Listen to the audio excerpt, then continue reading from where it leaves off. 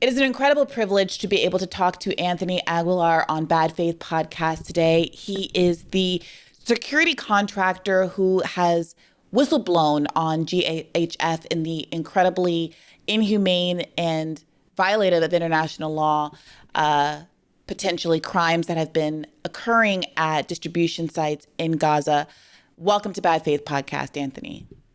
Thank you for having me. It's a pleasure.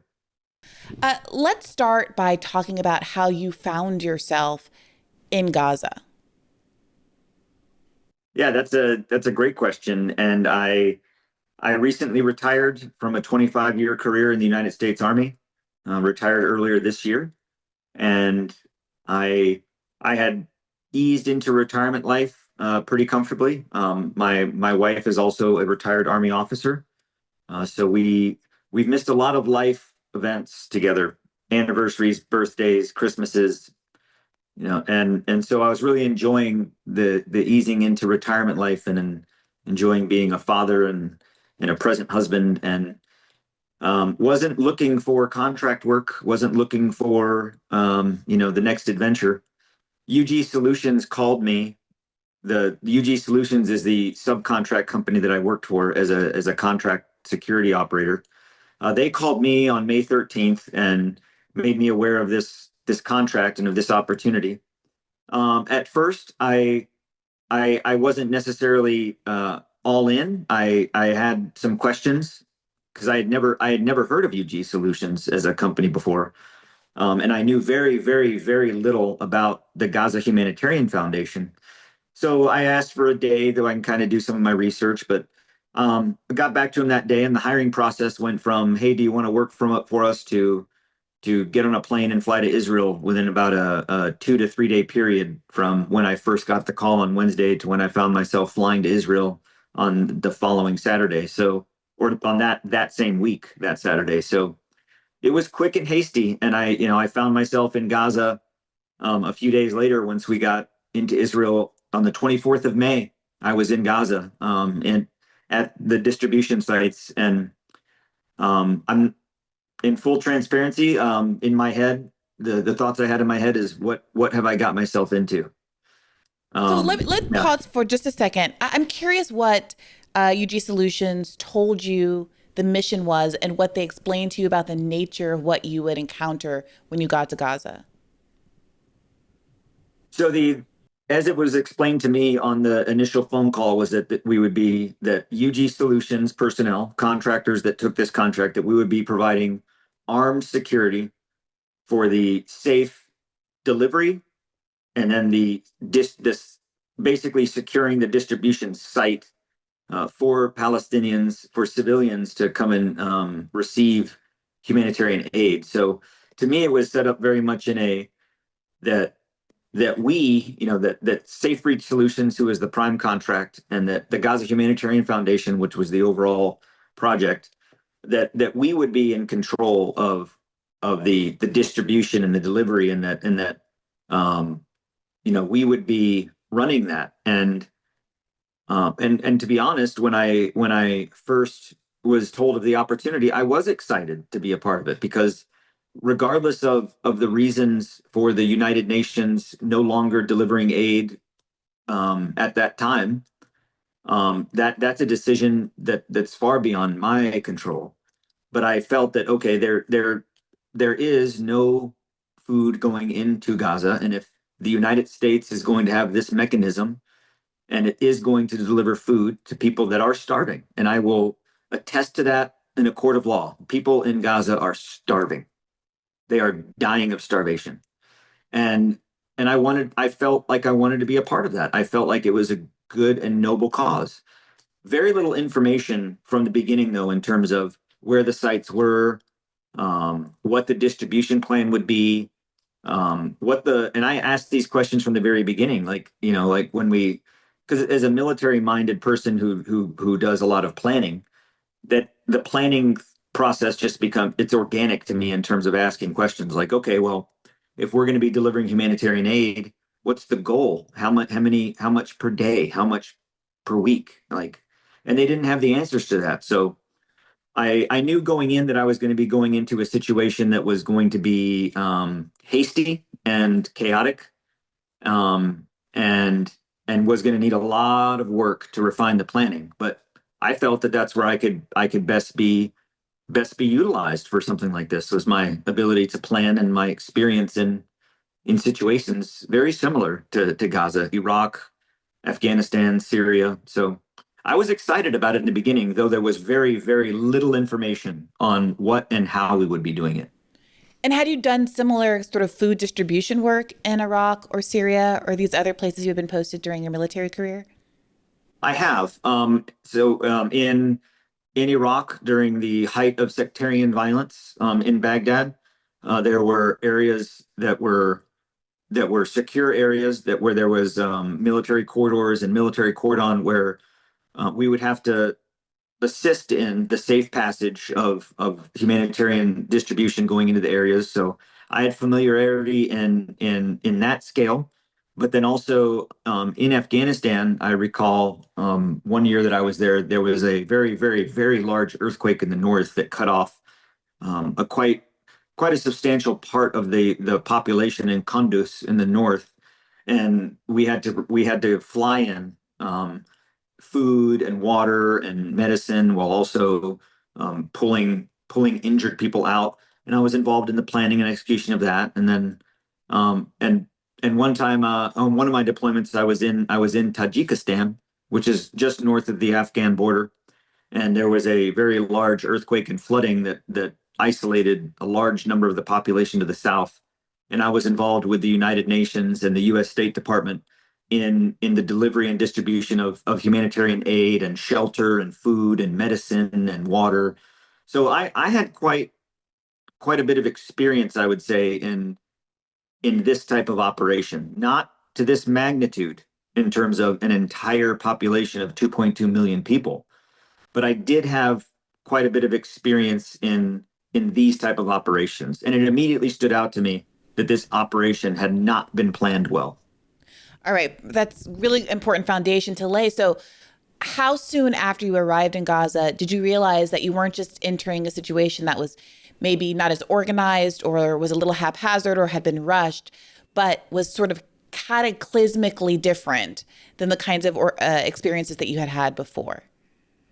Day one, from the very first day I went into Gaza on the 24th of May, and it stood out to me that there's inherent um, wrongness, for lack of better terms, in this. The On the day that we went in on the 24th, we went with the Israeli Defense Forces to see the sites. No Americans from GHF or Safe Reach Solutions or UG Solutions had actually seen the distribution sites yet. And we were supposed to be delivering aid the next day, and no one had seen these sites. When the IDF gave us a briefing, go ahead. Yeah, I'm sorry. So you realized that you had been recruited, tasked with this project, flown out in a week by GHF, but really UG Solutions, which was providing the security, which is what you were working for. And they had instigated this project without anybody involved ever having put eyes on the distribution sites that they were administering. Yes, the way that I would compare this anecdotally would be if I have the land and I want to build a home, and I reach out to a contractor and he says, "Yes, I can build it," but that individual has never built a house before, doesn't know doesn't know the first thing that goes into building a house, but he accepted the contract and he said he would build the house, and you've given him all your money to build this home, and he has no idea what he's doing. That was the equivalent to where the Gaza Humanitarian Foundation put their hand in the air and said, "Hey, U.S. government, hey, Israeli government, we are an alternative solution to the United Nations, and we can do it." And they could not. They had no preparation or planning into it, no experience into it. So day one, the very first day we went into Gaza, when all of us received a briefing from the Israeli Defense Forces, it became very apparent to me that there was little to no planning that went into how we were going to distribute and from where. And the reason I say that is because the IDF showed us they put out a large map before we went into Gaza. They put out a large map and they showed us, here's where the sites are. Here's sites 1, 2, 3, and 4. And what stood out to me very concernedly was that the the distribution sites themselves were built and deliberately put in areas where there is active combat operations, where there is active offensive combat operations ongoing, which is not only is that a violation of international humanitarian law and the protocols of the Geneva Convention, it also makes zero sense from a security standpoint. It puts everybody at risk. It puts the civilian population at risk. It puts the IDF at risk, and it puts the American contractors on the ground at risk. And what was the explanation for that?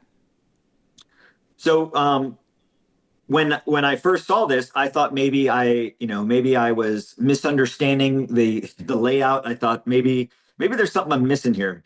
So I'll wait till we physically go to the sites, because that was the next step. We got a big briefing, and they were going to take us to the sites for the leadership, for those of us that had leadership roles to look at the sites.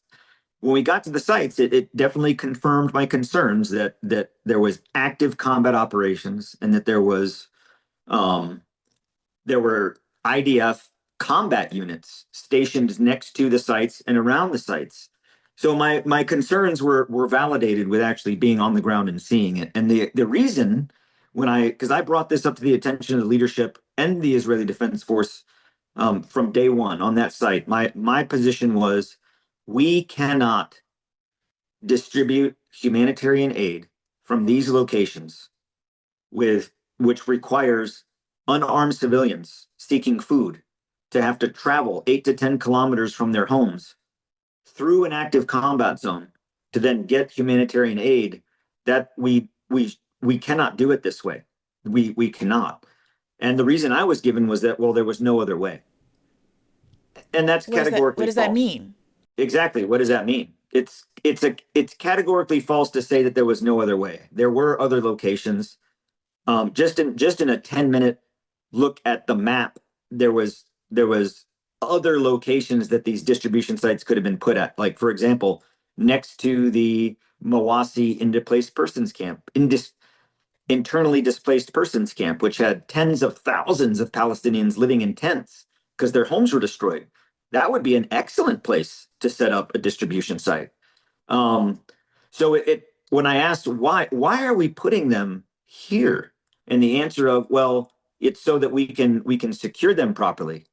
And I was like, I don't that reason doesn't fly with me, because securing them in putting them in the middle of an active combat zone, you're actually not securing them. You're putting them in a position where the threat is and where there's combat operations going on. Like, the excuses to me didn't pass the sniff test, if you will. Didn't The excuses or the justifications didn't make sense to me, and they still don't. And my opinion, again, I haven't seen any master plan or seen any secret plans, but my opinion, just looking at 400 distribution sites under the United Nations, now there are only 4. And Hmm. out of those 4 sites, 3 of the 4 are in the furthest southern portion that you could possibly be, as far south as you could be in Gaza, near the Egyptian border. 3 of those 4 sites that require the Palestinians to walk anywhere from 8 to 12. In some cases, if you live in northern Khan Yunis, you might have a 15-kilometer walk one way just to get to the site. So the fact that the sites were built in areas where there were no people, where people had to travel to get there through combat zones, led me to believe that, in my professional opinion, it was deliberate. It what not was is it is deliberate forced internal displacement.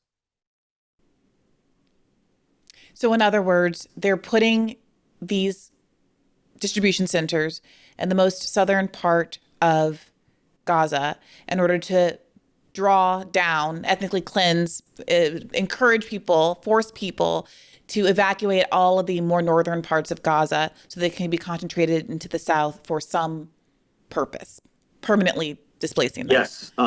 Imagine if the state of Florida were an enclave that was completely blockaded, and the United States, went in, if Florida was a separate enclave and the United States went into Florida to help deliver aid, food, and we put the food distribution point in Key West.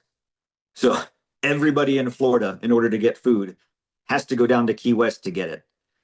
It's almost the same thing, the southernmost part of Gaza. And when you look at it in terms of the why, so the United States, because we're complicit in this, we are promising food to a starving population. Starving population. Anybody, Ambassador Huckabee, Mr. Witkoff, whomever, anybody that says that there is no starvation happening in Gaza, I've said this before, shame on them. That is absolutely irresponsible, unethical rhetoric. There is starvation going on in Gaza. So to promise a starving population food and then basically set it up as a mousetrap of come and get it, and they have to go through a combat zone to get it, that is forced internal displacement. That's not an opinion. That's the definition of displacement. Like, that is the definition of displacement. I'm glad you sort of raised this idea that somehow the starvation is manufactured. I'm sure you've seen the sort of discourse around this Time magazine cover of Palestinians with pots, and food receptacles in their hands, sort of clamoring for food.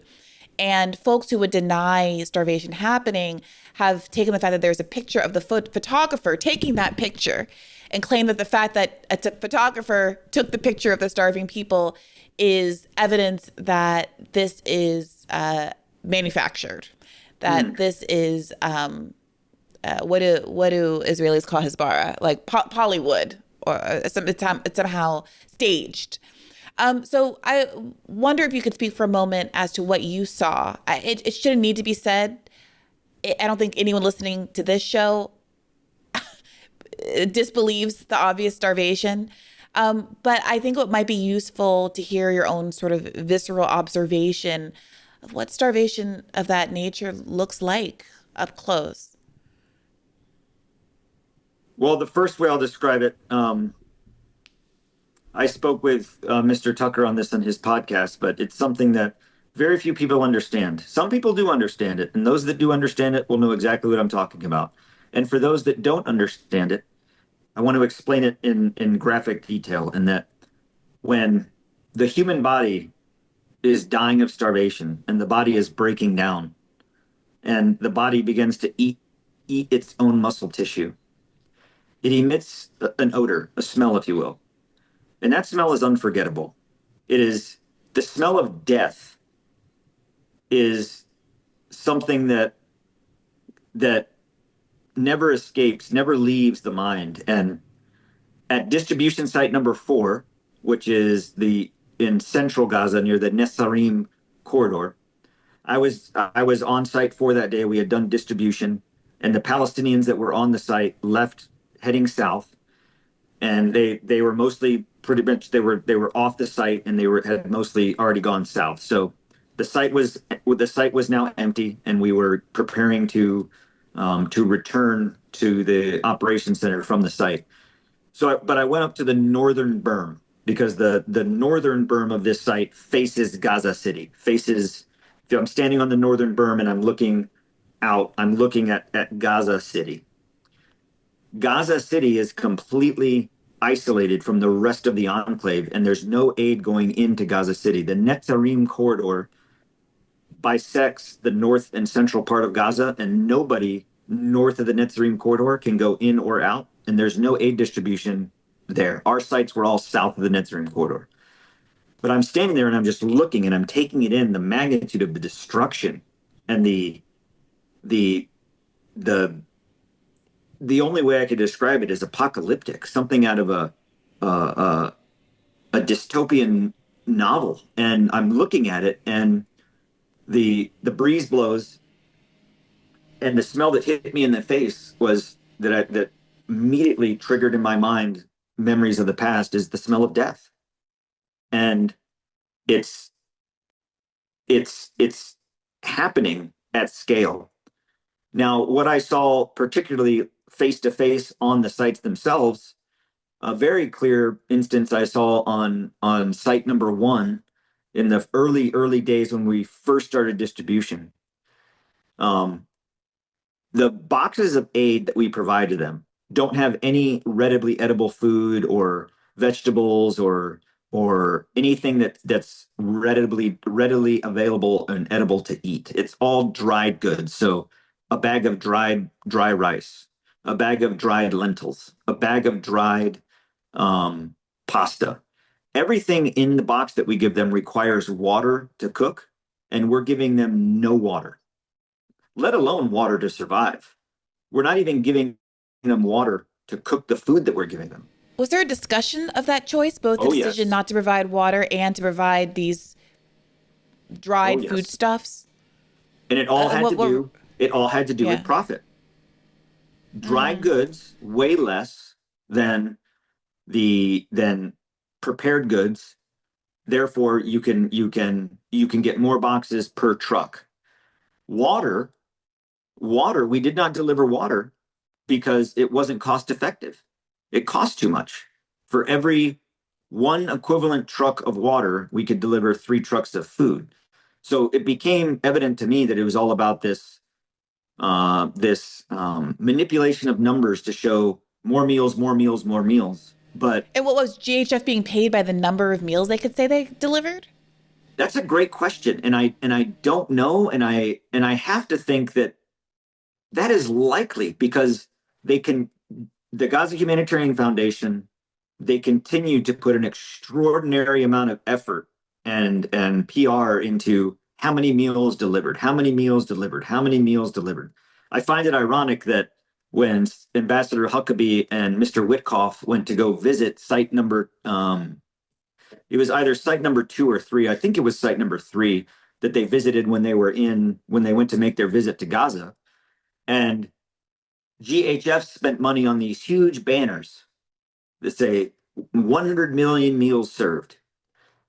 But the reason I find that ironic is that the in the very beginning, myself and others asked, instead of shooting at the Palestinians to direct them which way to go. So if the Palestinians are coming in my direction and I shoot at them to get them to turn left, I was like, why don't we just put a sign out there? A sign that says like turn left. Like, how about we try that first before we start shooting at people? Well, signage would be too expensive. But we spent money How to much make do bullets signs. cost? How much do bullets cost, right? Yeah. And so, but the Gaza Humanitarian Foundation had no qualm about spending money to make signs to celebrate 100 million meals. So in my assessment, I think, again, this is that I have no factual evidence of this other than the circumstantial, is that the Gaza Humanitarian Foundation has been so, you know, beating the drum on how many meals served. It pretends that that they're probably getting paid per meal. Like how many meals you provide is how much, is the performance measure in the contract. And this is why that's that's what I would consider insincere and really a manipulation of facts. Is that they don't say 100 million boxes or 100 million daily rations. They say 100 million meals specifically. And why that's disingenuous is because, and I've mentioned this on numerous platforms. I mentioned this to Mr. Jonathan Conricus, former spokesman for the IDF, on Pierce Morgan, where he he proclaimed this 106 million meals. And I said, okay, well, 106 million meals. Let's break that down. There's 2.2 million people in Gaza. GHF's promise was to deliver 3 meals a day at, every day for the population. So if you take the fact that we've been delivering aid since the 26th of May to, let's make it as early as yesterday, take it all the way to yesterday. 110 million meals served as of yesterday, and 81 days of distribution operations from the 26th of May to now. That 2.2 million at 3 meals a day. There's 57 days out of that 81 where there's no meals. If you take 3 meals a day times the population times how many meals, that only covers a few. What happened to the other 57 days of meals? We're just 57 days without eating. Even if you were to break it down, 1 meal per day, 1 meal per day, you still have a gap or a non-food days of a bit over a month. And so the way to break it down to where you could cover that entire time period with 110 million meals served based on the population, that would be 1.5 meals every second day. 1.5 meals every second day. That is starvation.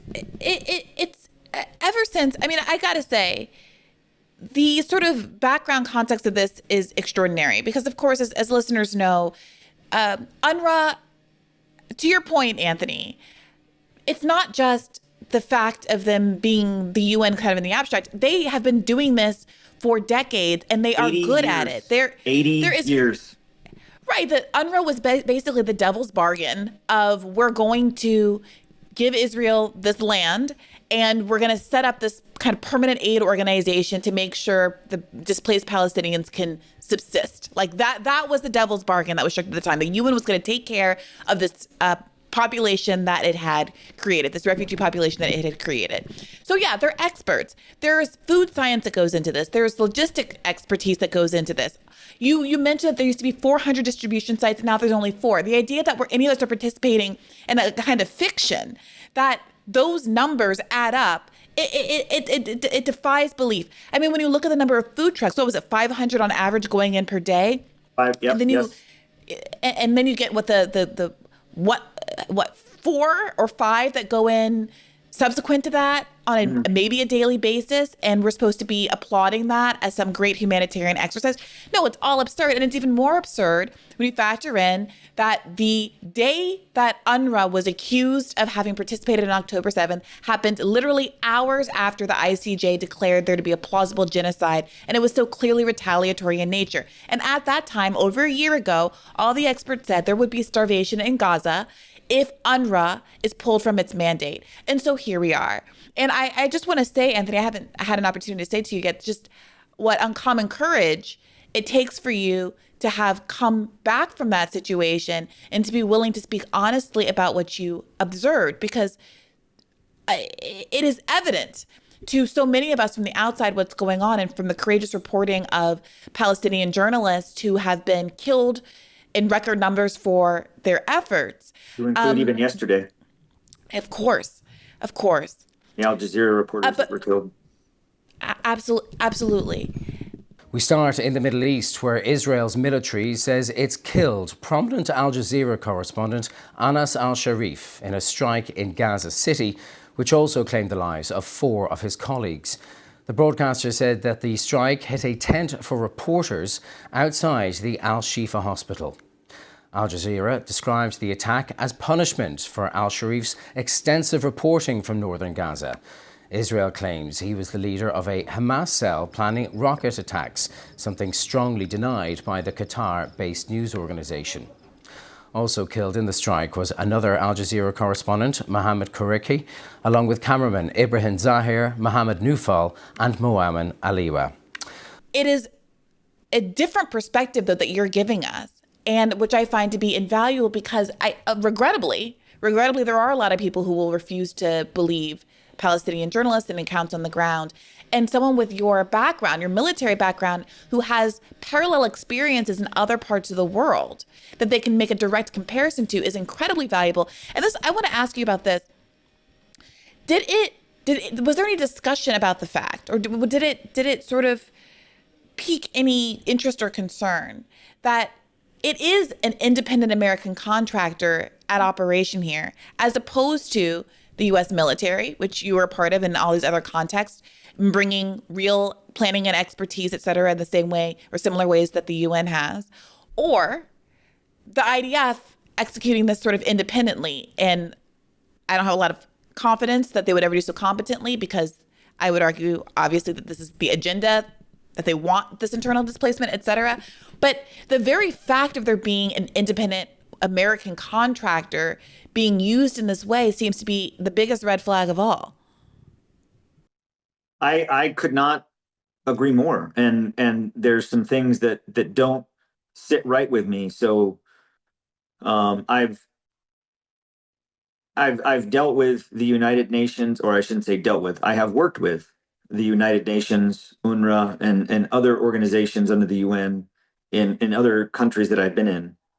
And what I think that Americans need to remember, and what Americans need to understand, is that 80 years ago, the United States is one of the first 6 signatories to the United Nations that created the United Nations. The United Nations is us. We gave birth to it 80 years ago this September. And for us to turn our back on the United Nations model simply because Israel is telling us to, and that's the other thing that America needs to understand, is that Israel is our ally. They're not our master. Mm-hmm. We should not kowtow to the demands of Israel when it comes to being in the face of our values. And allies don't let allies commit genocide. We just you don't do it. And I think that for an American, for me, seeing that there's a few things. One, the inhumanity. This is not political, whether it's on the left or the right or the red or blue or up or down or whatever. This is about humanity. There is there a threat? Is there a Hamas threat? And is there danger in Gaza to it? Yes, there is. But that doesn't mean that every person, every Palestinian is a threat and is just automatically, nope, you're all Hamas, and that they deserve to be, quote unquote, annihilated, as some of the Israeli government have said. I have seen it with my own eyes. And again, over the past year, I've watched the news and I've heard about things, and I've made judgments and assessments in terms of like, okay, but it's much different. And I'll tell this to anybody, any reporter, any influencer. It is much different when you see it face to face, when you see it in person, when you're on the ground where it's happening, and you look those starving people and those children in the eyes, and you can see the starvation, and you can see what they're enduring. And that's just a part of it. The other part of it, from my perspective, the United States, is that the United States doesn't engage in the world this way. The United States has the reputation of when we get involved in something, it's going to be, call me cliche, call me old fashioned, but in me growing up and joining the military and wanting to, be a part of the Army, was that we're the good guys. The United States, the United States Marines, the United States Army, we're the good guys. And that, what we're doing and what our complicity and what we're doing in allowing Israel to do what they're doing, but not only that, we're funding it. The United States State Department put $30 million into the Gaza Humanitarian Foundation and pushed it through with the least amount of oversight that a contract through the State Department has ever been awarded. It went through. You can turn in a library book just as fast as you could have submitted that contract through to get it approved. So it raises a lot of questions. Help me understand that. How much, when you say it was the least amount of oversight that you've seen, what's the normal process? What kind of oversight would you normally expect with a grant of this size to? Well, you made a great contract point earlier, and I want to emphasize that because not a lot of people make that point, and you pointed this out poignantly, which I think is important, is that humanitarian assistance, humanitarian aid isn't just about giving people food. There's food science, there's nutrition, there's what type of food to deliver, there's considerations of water. Humanitarian assistance also includes things like hygiene products, Pampers, fuel, petroleum, all the things you need to live, not just dried food goods. So in the process for the US State Department to access or to give a grant, if you will, for an organization to conduct humanitarian assistance, it goes through all those checks and balances of, hey, nutrition expert, look at this proposal. Does this proposal meet the demands of what a population of this size would need nutritionally? Hey, water expert, does this mechanism meet the demands for water intake per person, per population, per day for what this population needs to survive? Hey, logistics person, does this contract propose enough trucks and logistics support to be able to execute this contract? All those things that all these people would look at to then provide an assessment back to the approver, if you will, to say, yeah, this contract that GHF is proposing, they want our money to do it. Yay or nay, thumbs up, thumbs down, that they can meet the objective. Through that process, nearly every step of the way, the experts said no, no, no, no, no, no, no. When you have the entire process where it comes to the decision maker, where everybody has said no, that doesn't mean the decision maker has to say no, but it then goes through a review process to consider, like, okay, well, if they need to do this and they can't, what other resources do they have in the contract to address that need? And that answer was nothing. So GHF then got the contract where every expert on the chain of review said no. And I know that because I've seen the US State Department paperwork. A reporter that spoke to me FOIA'd it and has it, and I reviewed it with them, and yeah, absolutely. Everyone up the chain said no. So the State Department, our taxpayer dollars are going to fund GHF to the tune of $30 million when no expert has said they even have the capacity, the ability to deliver the kind of aid that they are purporting to offer and which they need to offer to fulfill the stated goals. $30 million for nothing. So no wonder they're flexing these numbers about meals delivered, because they have to have some sort of deliverable. They have to have some kind of proof of concept outside of, because we already know we knew before they even got started that they weren't going to be able to actually fulfill the goal of feeding this population. They're not even meeting at their maximum full effort right now, where they're saying, hey, we're going all in. They're delivering at a capacity of 3%, not 3% less, 3% of what the United Nations model was delivering. That's scary. Can you talk to me about what your experiences was like entering Gaza? We've heard so much about, I mean, what's so unbelievable is for there to be such a humanitarian crisis so close to Israel, where there is food and universal health care and everything's going on as per usual. This isn't some, destitute population out in an inaccessible mountain somewhere where there's a delivery, like there's a barriers to delivery.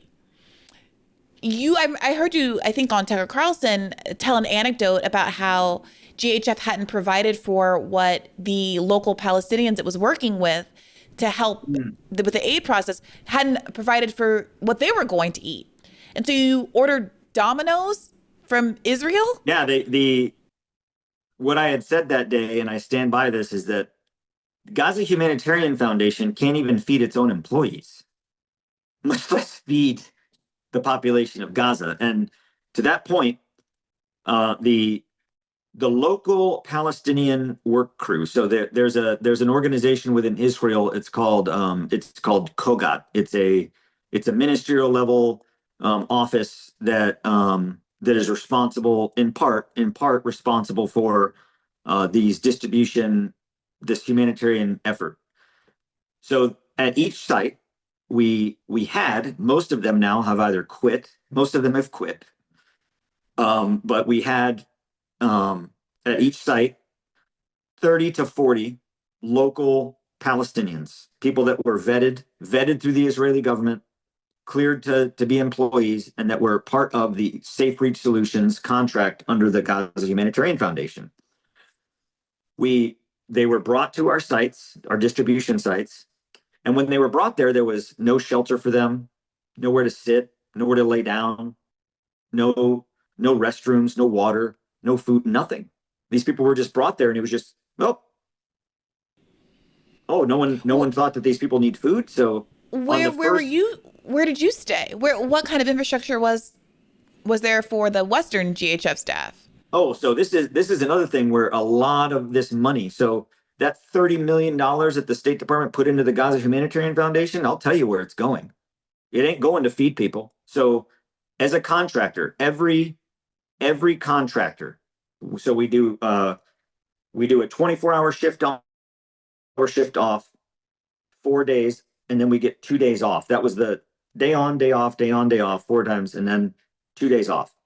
But every night, regardless of, you came off shift, the night before that, every night where we laid our head and we lived, we're in luxury hotels throughout Israel. So, like, for example, myself and the team that I was assigned with, we stayed in the Leonardo Hotel in Beersheba, which is the most expensive hotel in Beersheba.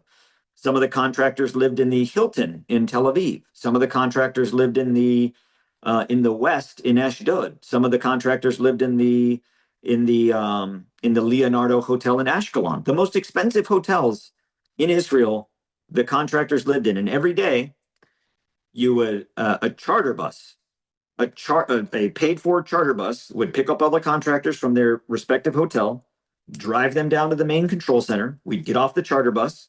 We'd walk to the control center and get our weapon and get our ammunition and get our shotguns and our machine guns and our pepper spray and our stun grenades, and we get in our armored vehicles and drive into Gaza. But yeah, every day we were staying in luxury hotels and being charter bused back and forth to Gaza. And it's funny that in GHF's smear campaign of me, they said that, oh, he spent time in a hotel. We all lived in hotels. Every single one of us, all of us lived in hotels. But on top of it, every contractor is getting paid a pretty healthy amount. Depending on your pay rate, you're getting anywhere from $1,200 to $1,500 a day. But on top of that, your hotel room is paid for by the contract. And on top of that, you're given an additional $180 per day for per diem. So to buy food for basically pocket money. So the amount of money that's going into just the pay and the status of living for the contractors is absurd. So when people think, oh, they're taxpayers' dollars, oh yeah, well, I support feeding people. Your tax dollars aren't going to feeding anybody. Your tax dollars are going. And the other thing to remember is that the United States payers' tax dollar has gone into paying for a private entity, a for-profit private entity to make money. And here's the other part that I think is just criminal, is that when the Gaza Humanitarian Foundation proposed this plan, hey, UN's not going in, we can do it. We can replace the UN. Well, they had contractual obligations that they could deliver X amount of meals at X. We were supposed to by day 45, which was around early July, third of July.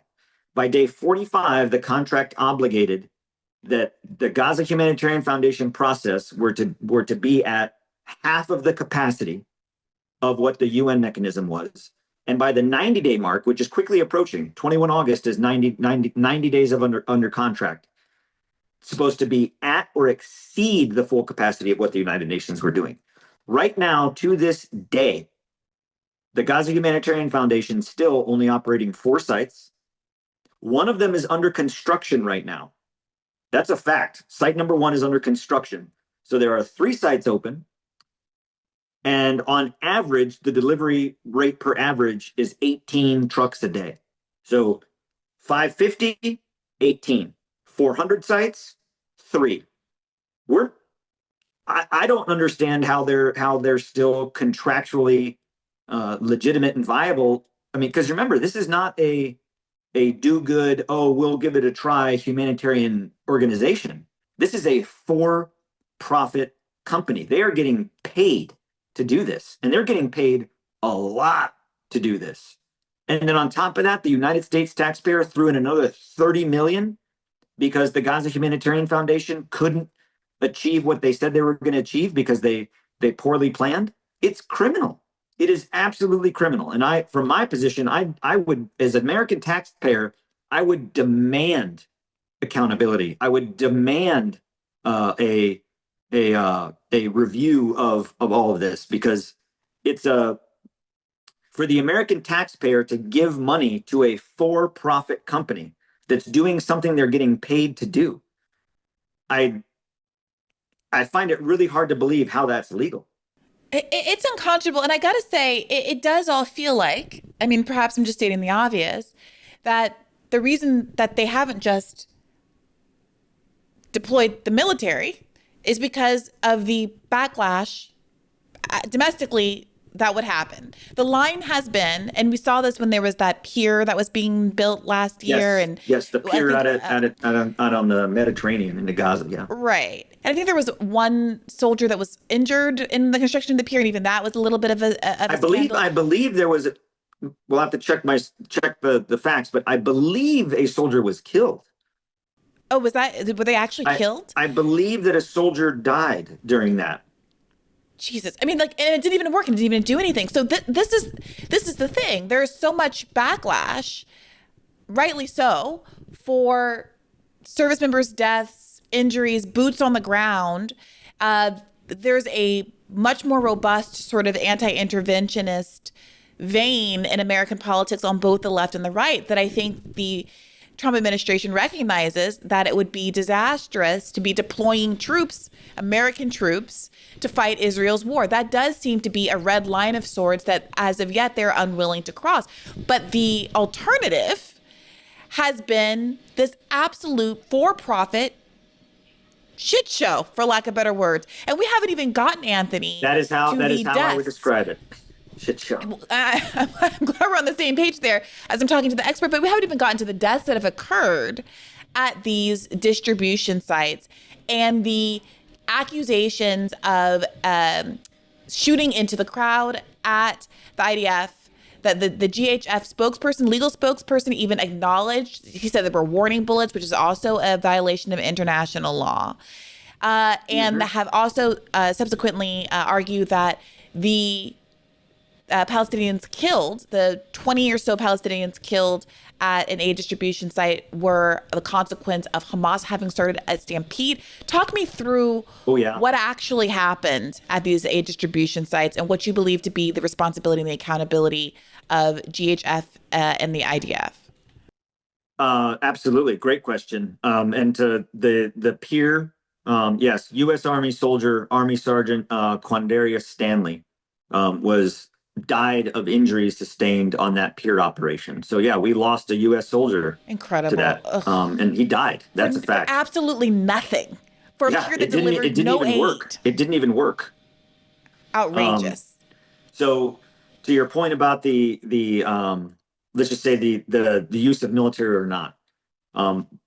So that point one, what are the stated and declared political and military objectives of this war in Gaza?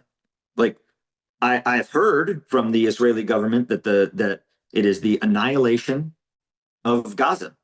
Well, that the United States should not be supporting that. If the annihilation of the entirety of Gaza is the stated goal of the Israeli government, the United States should not support it with military force. But no, absolutely not. To your point, this Gaza Humanitarian Foundation with armed contractors is kind of like this pseudo military response without having to commit the military. It's almost like giving the United States government an alibi. Like, oh, Right. we didn't do that. These are just private contractors. And another point I'll bring up before I forget is that all of the contractors in Gaza, every contractor that went into Israel that's in Gaza right now carrying a fully automatic rifle, a combat pistol, shotguns, machine guns, tear gas, stun grenades, riot batons, pepper spray, we're all there on a tourist visa. That is a fact. I have it right here in my drawer from when I went, a tourist visa. So interesting. But so the sites, let's just talk about how the sites operated. Like what's a day in the life at a site. So Yeah. If we were going to use secure distribution site number 1, the messaging would be put out. Again, this magical messaging of which I don't understand how the messaging works, because a lot of people in Gaza don't have cell phones, and there's very little cell phone coverage, if any at all. So how do these messages go out? I don't know. That I'd love to know how. But if we were going to distribute aid at site number 1 at, let's say, 5 a.m., well, messaging is put out to the population, hey, 5 a.m. distribution at site 1. So people start to make their way south, because you can't just jump in your car and drive. You can't drive. There's martial law. So you have to walk. So when you walk, you can't just go from your house, straight down the road. You are forced to go to the coastal corridor, walk down the coastal corridor to the Marag corridor, which is another military corridor that cuts the south in half. And you're held there. You're held there in this giant line of and you can see overhead imagery of it from the coast, just hundreds of thousands of Palestinians lined in this crowd. And they're held at a line by the IDF, using tanks, using artillery fire, shooting to hold everybody back. When 5 o'clock comes, the IDF, let's just say it's open for business at the site. The IDF will open the blockade, and thousands and thousands and thousands of starving civilians then rush to the site at once. There's no order to it. There's no lines. There's no procedures. There's no control of the flow. It's just a tidal wave of people rushing to these sites, and it becomes survival of the fittest. Who can run the fastest and furthest and get there first? And then when it's on the site, it becomes a fight for survival to get food, because there's not enough food for the amount of people that are coming, because there's no control mechanism in terms of how many people come. So, and then when all this huge mass of people rip through 25,000 boxes of aid delivered to a site, that was the average, gone, completely gone, like seeing locusts swarm a field and eat everything in the field. In 8 minutes, human beings fighting for survival, fighting for food, and this chaotic scene. Within 8 minutes, everything's gone. And then you have the people that weren't the fastest and the strongest that are showing up. There's no food, and those people are your women, your children, your elderly. The most vulnerable of the population get nothing, because there's nothing left. Then the IDF will communicate to us on site, hey, the Palestinians need to get them out of here. They need to leave. Okay. Well, the procedures that the UG Solutions contractors adopted, because there was a lack of complete guidance or rules of engagement given by the leadership, would get online and begin pepper spray, stun grenades, getting the people to push towards the exit. And then once they're in the exit, and there's ample video evidence of this. I've shared this video evidence. There's a scene of it where you can see it clearly, where all of these civilians are getting pushed out this narrow exit. And UG contractors are standing on the berms, just throwing stun grenades into the crowd, firing warning shots at them, spraying pepper spray, firing tear gas to get them to continue to push off the site. Firing warning shots, like live ammunition. Live ammunition. At a crowd of the elderly women and children who couldn't even make it to get food. And all with the purpose of getting them to leave? from the 29th of May on the site when this very incident similar to this happened. And it's clear, irrefutable evidence of that you were standing there and you could see a contractor, he lobs a stun grenade right into the crowd. It blows up. There's a guy then lying down, and there's another man like trying to like bring him back to consciousness. And then you hear the gunshots, and you hear and bullets fly over their head, and you see the crowd of people, this massive crowd of people. You see the wave through the crowd of everybody like jumping back from the bullets, and then stun grenades and tear gas. This is real. This is exactly how it happened. So yes, tear gas, stun grenades, warning shots, live ammunition being fired at women and children and the elderly to get them to leave the site faster. I'm sorry, did no one was just asking them or waiting as they patiently left not an option? Like what is the urgency? A great technique, I think, would it be perhaps a loudspeaker with an interpreter? Like they didn't even have that? They weren't even no asking? Not even asking. So there's one scene that will stick in my head for a long time is that there was on site number 1 on the 2nd of June. I was standing with the crowd, and I'm watching and I'm talking to people. Everybody that I encountered, every Palestinian that I encountered, not one time in the entire time, and I worked every site, did I ever see any Palestinian armed with any type of weapon. I never saw any hostility. All I was ever shown was gratitude and kindness and respect and gratitude. And this was despite the fact that they were putting the aid distribution centers near active combat zones. Yeah. So when the people would get there, I have this other video where a guy, he's running, he's the first one to the site. He's running. You can see him coming down the road just sprinting.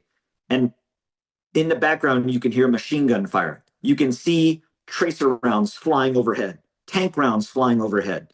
And this guy's running, and everybody's running. And he gets there first, and he drops to his knees, and he's thanking God that he survived. Like this is to get food. He drops to his knees, and he's thanking Allah that he survived getting there. And on the 2nd of June, the crowd of folks that are left towards the end, women and children, I'm standing amidst the crowd talking to kids, getting kids are like, oh, take my picture, and they want a selfie, and taking pictures of kids and talking to the Palestinians and just engaging with the crowd. And I'm standing there, and there are 2 women who are sitting on a wooden pallet about 3 feet from me. They're both sitting there, and they're picking up individual noodles off of the ground because there was no food left. So in the remnants of all this, there's food that's broken bags and spilled. And these 2 women are sitting there. They have a bag, and they're picking up noodles off the ground, separating the rocks out of it, and putting the noodles in this bag so they get some type of food. And a UG Solutions contractor threw a stun grenade, and it landed in between myself and these 2 women, and it detonated. Now, these stun grenades are not designed, nor should they be used in throwing them at a person or into a crowd. And I know this what because exactly is a stun grenade?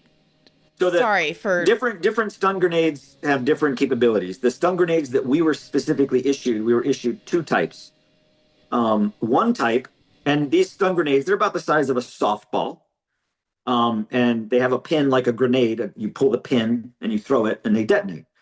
And we had 2 types. We had one that was an STOC, stun OC, meaning when it detonated, it gave out a very loud bang, a flash. It blasted these rubber pellets to stun people. But then it also, when it exploded, there was also tear gas in it. So that was one type. The other type we had that when it was thrown, exploded with the bright flash and then emitted this thick white smoke to like obscure. Why we had those, I don't know. excessive use of force for an unarmed civilian population. But that's what they gave us. And when they gave them to us, when they issued them to us, um, myself and others asked, like, hey, are we going to get any familiarization on these? We never used these before. Oh, you don't need familiarization. It's easy. Pull the pin and throw it. Okay, throw it where? Like, how? Like, what does it do? Can we get some familiarization on it? No, it's easy. Just throw it into the crowd. So I went and looked at the manufacturer's pamphlet, and on the manufacturer's pamphlet on the warning for these devices, the very first two things it lists are: one, do not use this device unless you have been properly trained on how to use it by an instructor who's been trained by our company. Number two, never throw this at a person. So this grenade gets thrown into the crowd, it detonates, and the metal fuse on this thing, the woman that was sitting 3 feet from me, so this thing lands in between us, wham, hits her across the head and the temple. She drops to the ground. She doesn't move. She's unconscious. And I mean, I was there. I placed my hand on her.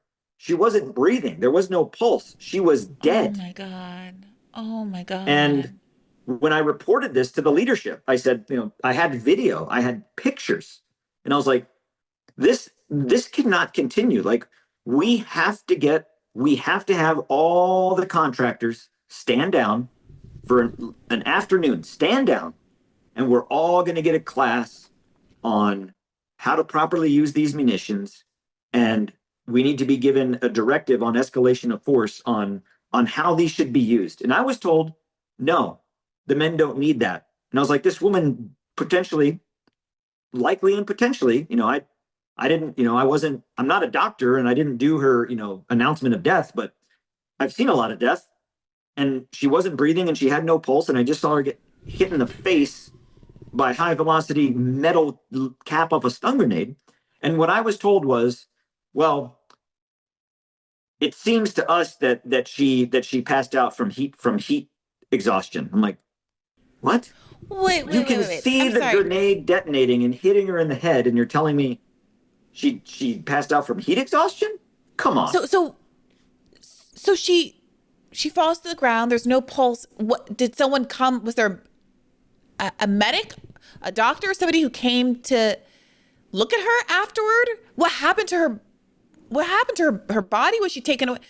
The contractors, there were some contractors that were hired as medics, but their obligation was only to treat UG Solutions contractors, no one else. And I'll tell you what happened is that, again, I was there when the stun grenade went off and this woman falls to the ground, not moving, unconscious. All the sites had cameras, 6 cameras at every site that fed back into the control room, where people back in the control room watched distribution on TV. And we all had radios on site. And I was on the site that day. I was there. And the radio call came over from the headquarters that said, hey, there's a donkey cart parked that's outside the gate. Let the donkey cart in and get this woman out of here. So this donkey cart comes in. The woman is trying to lift this woman up. The man, and so when this stun grenade went off and injured me and knocked me to the ground, face full of tear gas, cut my forearm. The person that came and picked me up and poured water on my face was a Palestinian man that was there getting food. He picked me up, and his water that he brought with him, this bottle of water of dirty water in this water bottle he had, because we're not giving him any water. He used his last bit of water to flush out my eyes from this tear gas. And he then went to help this woman lift this woman onto this donkey cart. And then she was ordered, the UG Solutions contractors, like, get out of here, get out of here, get out of here. And they left with the donkey cart. So I don't know what happened to her. And I know that Safe Breach Solutions and UG Solutions were very adamant about getting her off the site. There is not a doubt in my mind, unless shown overwhelming evidence to the contrary, that woman died. Imagine getting hit across the side of the head.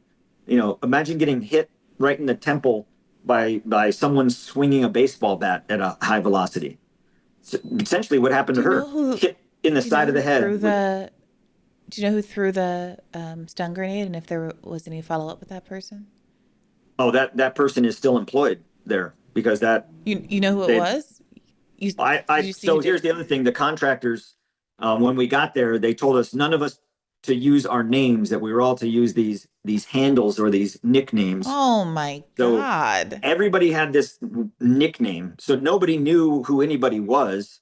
And I had never worked in the contracting industry before, so I didn't. A lot of these guys knew each other. I did not. A lot of the contractors were recruited directly from the Infidels Motorcycle Club, because the guy in charge of the contract, the guy over the whole contract, is the Florida chapter president and national ambassador for the Infidels Motorcycle Club. So What on he earth is the hired. Infidels Motorcycle Club? Just like a motorcycle gang? I don't mean gang in a Yeah, pejorative way necessarily, but just like a motorcycle. They just ride motorcycles together. a Club. motorcycle club of patch wearing official membership into this Infidels Motorcycle Club. And the lead guy, the guy in charge of the contract for UGS, gentleman named Johnny Mulford, on his chest he's got a 1095 tattoo, which is the date of the First Crusades. And in the Yeah, their logo is like a shield with a crusade cross it's on the it. crusade, their emblem is the Crusader cross. They describe themselves on Facebook as a veteran formed and based motorcycle club for patriotic Americans and our supporting allies. And so the head of GHF Not the head of or GHF, the from UG Solutions, the I guy in see. Israel that's in charge of the contract, the specific contract. So he's not the CEO of UG Solutions, that's a different guy. But this Right. guy is in charge of the entire contract. He was in charge of recruiting, hiring, policies, procedures, rules of engagement, training, employment. He was the guy in charge of all that. And he is the Florida chapter president and national ambassador for the Oh, so club. I see. Yeah, The Intercept did a report on this a few days ago. Let me just read Yes. a little bit from here.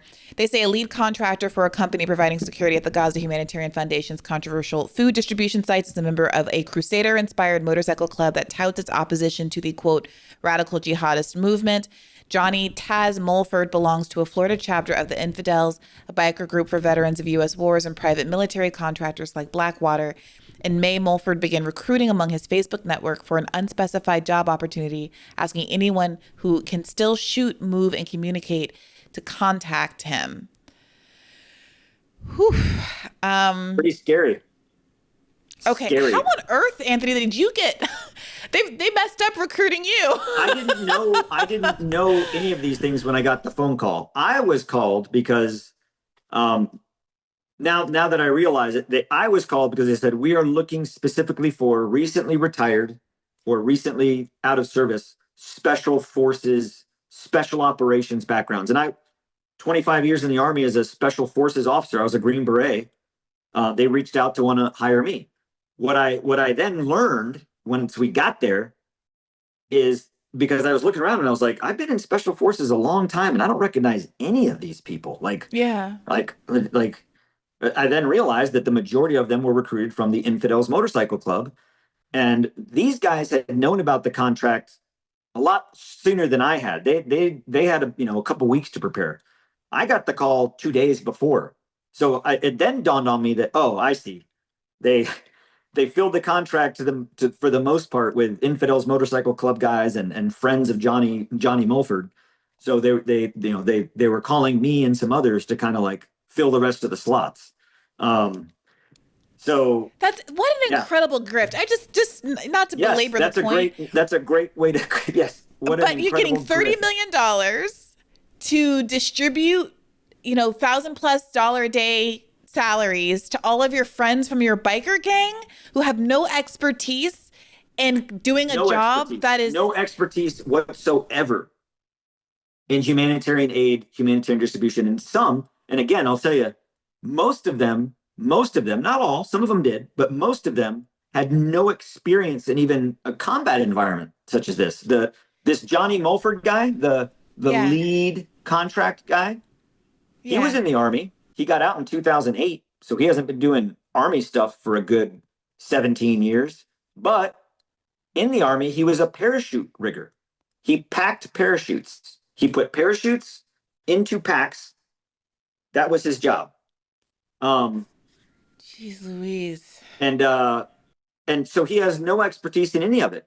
Furthermore, in his time in the military, he was disbarred from contracting because he was in charge of a government contract and was accused of conspiracy to commit larceny, embezzlement, and making false statements to the government.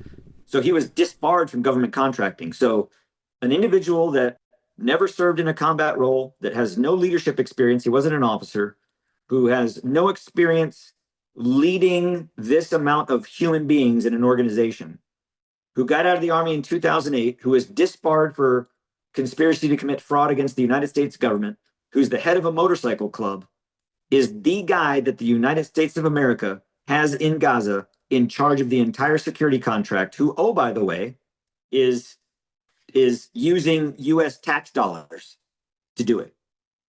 That should scare Americans. It's horrifying. It's horrifying. It's horrifying before you even get to the part where, because they can't do their job right, millions of people are starving to death. Like it's horrifying before you even get to the humanitarian part, because the grift is also galling. The sheer grift of it is galling. Did you see him? Did you meet him? Did you talk to him when you were there?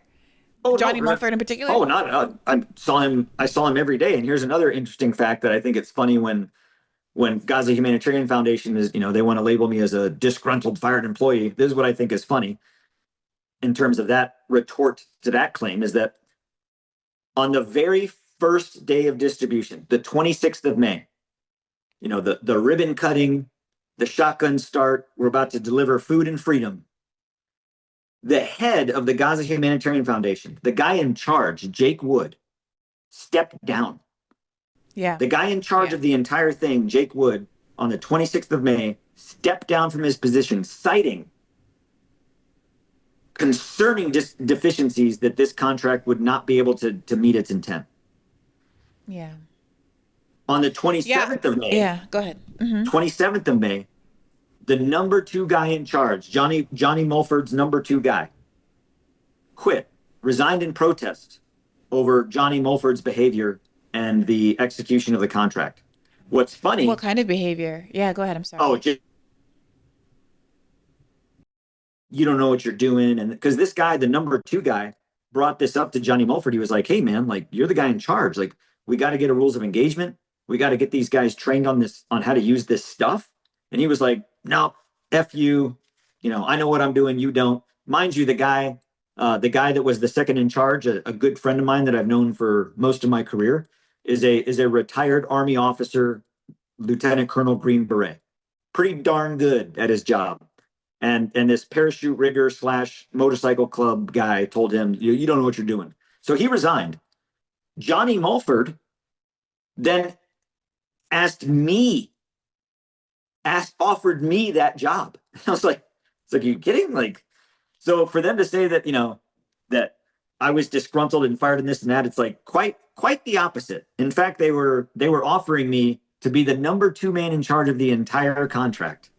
And so it's a grift. That's a great way to describe it. It is a grift where buddies of buddies are filling their pockets with cash on the American taxpayer dime.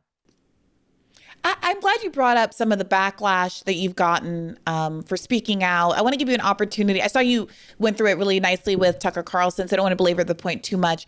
But I want to give you a chance to respond to just a brief clip of the current head of GHF on Fox News. Oh, when he called me a liar? That's the one. I'm going to play just a piece of that and give you an opportunity to respond. Yeah, awesome. All right, I want to talk about this whistleblower who is a veteran who has talked about, he says, inside what's going on with GHF and the security force and how that shows up.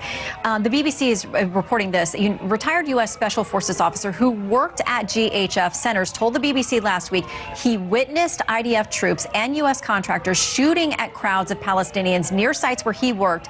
He said he'd never seen such a level of brutality and use of indiscriminate and unnecessary force on starving civilians. This is not a credible person, and these aren't credible allegations. And so much so that we immediately, when people started, again, laundering this information around the world, we did a full briefing. And I won't waste time, with the details here, but you can go watch it online. 20 minutes. We show the text messages, the contracts, everything. We put it all, and it begins with the fact that he even says he resigned. He didn't resign. He was fired for misconduct. I don't think you can trust a single thing that this person says. And in the meantime, it's a distraction. It's a distraction from what is real acute food insecurity in the Gaza Strip. We're doing all we can to help. We spend an enormous amount of time and energy correcting all this disinformation and misinformation. And in the meantime, President Trump, he sent his own envoy and the ambassador to Israel to our sites just on Friday. They saw with their own eyes. They met the beneficiaries whose lives that we're saving. And then, coincidentally, they happened to simultaneously see UN aid convoys taken over by people at gunpoint. So Hamas can steal the food, prolong the war, resupply and replenish themselves. This war needs to end. Everybody believes it. The suffering is intense. Everybody knows it. And we can solve the problem. That's what GHF has proven. The cost of doing business for feeding people isn't that 90% of your food is stolen by a globally designated terrorist organization. What do you have to say to that? What's he talking about? All of these text messages and emails, et cetera. I honestly, I watched that, and I've rewatched it in glee. I love it because if you listen, and you don't have to listen closely, it's overwhelming the audio. You hear the protesters outside. Yeah. They're protesting him. I couldn't have. I was like, this is great. This is awesome. Johnny Moore calling me a non-credible source. Okay, that's sure. Go ahead. I'm sorry. No, go ahead. Just the only takeaway, it seems that there's putting a lot of weight on the idea that you were fired, and that even if that were true, that would make you not credible. From what you've described, you just described the number 2 in charge at UG Solutions being fired because, he resigned. Yep, and I have the emails that he sent to the CEO. He resigned in protest. Okay, but there are people who are clearly stepping down, resigning, leaving this organization because they see that it's breaking the law or incompetent or sixth person to resign. I was the 6th. I was not the one and only. I was the 6th person to resign. So are we all disgruntled, angry employees because we resigned because we don't want to be a part of genocide? Right. So, and beyond that, it's not clear. He does some talking points about how, Hamas is stealing aid and GHF is doing a much better job. And we've already gone through the extent to which GHF is not, in fact, delivering enough food or the right food that can actually be used by the population. But it seems like they're really spinning their wheels because the implications of what you are reporting on are incredibly serious.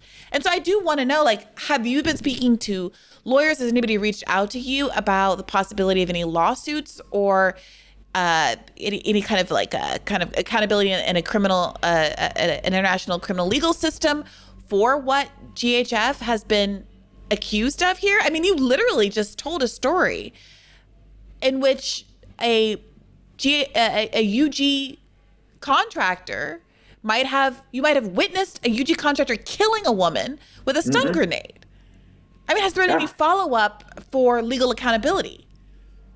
So that I believe that is in the works. I know that I've been contacted by attorneys from the International Criminal Court, from the United Nations prosecutorial team, from other. I know other organizations are filing suits against GHF. The United States government. I think it was 4 congressional signatories, Senator Witkoff, Congressman Castro, and others that put GHF, SRS, and UGS on notice for legal action. So of course they're going to try to discredit me. They are fighting for they're literally fighting for to keep their butts out of jail. People can go to prison over these. These are things that are akin to the Nuremberg trials, to us, the Hague. Like, this is what they're doing. So of course they're going to try to and if their only discredit to me is that, oh well, you can't trust him because he was fired, I don't see how the two, again, if it was just my word, okay, well, there's videos, there's pictures.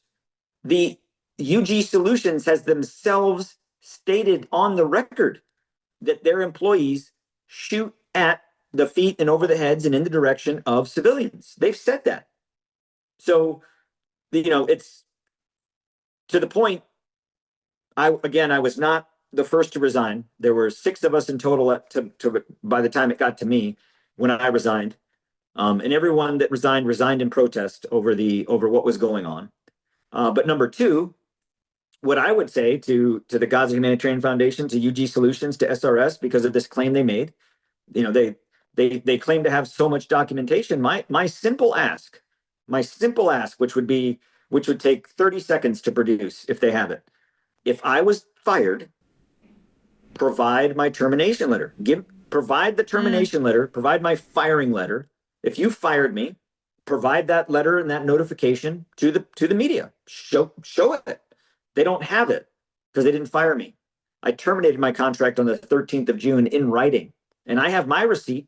I have my memo that was metadata scrubbed to the 12th of June, and they've provided no evidence that I was fired. So I know that the American people don't believe that, Johnny Moore and his organization. Again, what has Johnny Moore done for our country?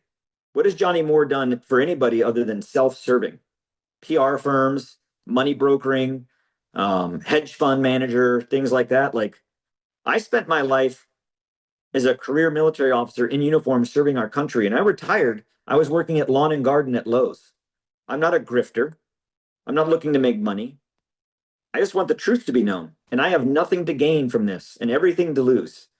So I can assure the American people that I am credible, number 1, and number 2, my experience is coming. Johnny Moore has never even gone.